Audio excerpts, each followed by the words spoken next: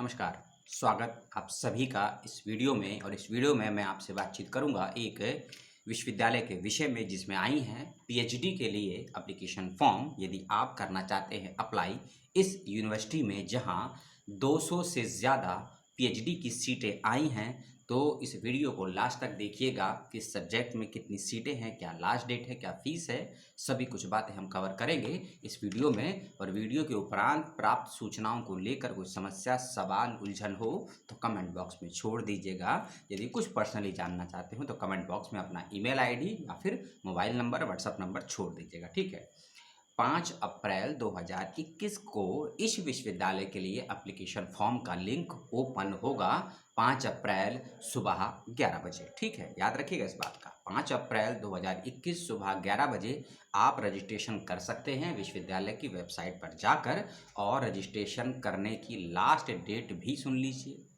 Last date है इसकी 12 अप्रैल 2021 रात्रि 11:59 तक, यानी कि 7 दिनों के लिए निकली है एप्लीकेशन फॉर्म, केवल 7 दिनों के लिए, ठीक है।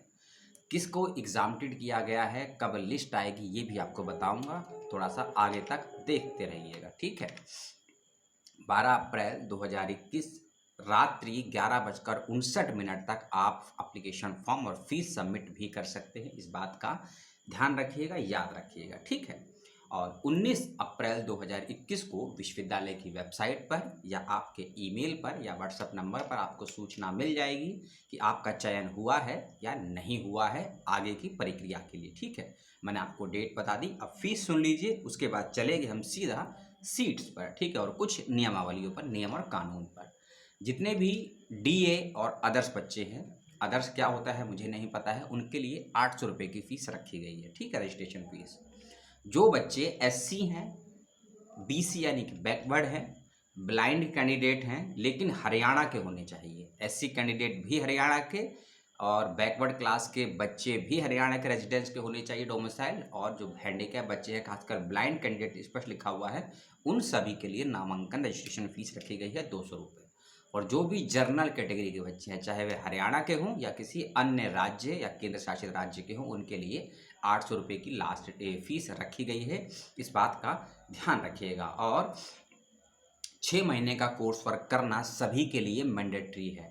6 महीने का कोर्स वर्क करना सभी के लिए मैंडेटरी है, यूनिवर्सिटी का नियम है, पीएचडी का पार्ट है।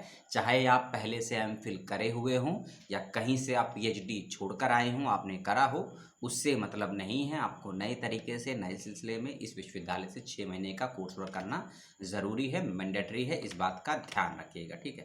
अब चलते हैं सीधा हम सीट्स पर। और सीट से पहले हम चल लेते हैं विश्वविद्यालय का नाम। तो मैंने नहीं बताया आपको, विश्वविद्यालय का नाम है कुरुक्षेत्र यूनिवर्सिटी, जो कि हरियाणा में है। कुरुक्षेत्र यूनिवर्सिटी एक स्टेट यूनिवर्सिटी है, ये भी आप जानते हैं, और ए ग्रेड यूनिवर्सिटी है, ठीक है।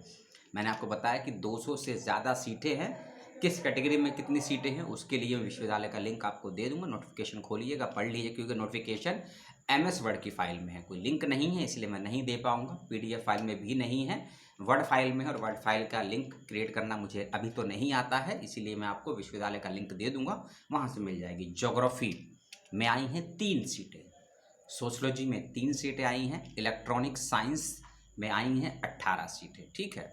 यूनिवर्सिटी स्कूल ऑफ मैनेजमेंट में 10 सीटें आई हैं, यूनिवर्सिटी स्कूल ऑफ मैनेजमेंट में 10 सीटें आई हैं।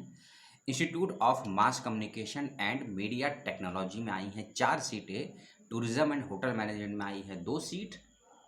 उसके अलावा फिजिक्स में 6 सीट आई है। लॉ जिसे बोलते हैं ना, लॉ के अंदर भी LLM, लॉ के अंदर भी LLM की है। और LLM का मतलब LLM पास होना आपके लिए ज़रूरी है। वेटेड बच्चे यदि हैं, 4th सेमेस्टर के हैं, तो भी अप्लाई कर सकते हैं। लॉ के लिए आई हैं 12 सीटें पीएचडी में।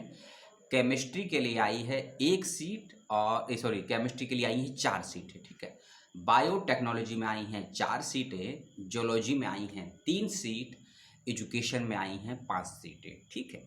एजुकेशन के बाद एक सब्जेक्ट है इसमें फिजिकल एजुकेशन, एजुकेशन में 5 और फिजिकल एजुकेशन में 4 सीटें आई हैं।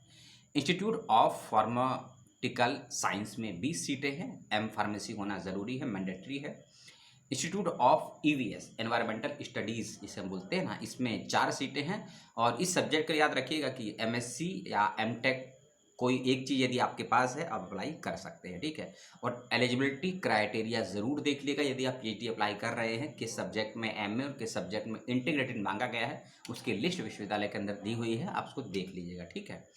डिपार्टमेंट ऑफ कंप्यूटर साइंस में आई हैं 7 सीटें, कॉमर्स में 8 सीटें आई हैं, साइकोलॉजी में आई हैं 2 सीट, एजुकेशन इकोनॉमिक्स में 2 सीट, जियोलॉजी में 2 सीट, पब्लिक एड यानी कि पब्लिक एडमिनिस्ट्रेशन में 4 सीटें आई हैं, और संस्कृत, पाली और प्राकृत भाषा में, ठीक है। और इसमें टोटल 4 सीटें हैं, लेकिन 4 में से 2-2 सीटें बांट रखी है, 2 सीटें वेदा में हैं और 2 सीटें ग्रामर में हैं इस डिपार्टमेंट में, ठीक है।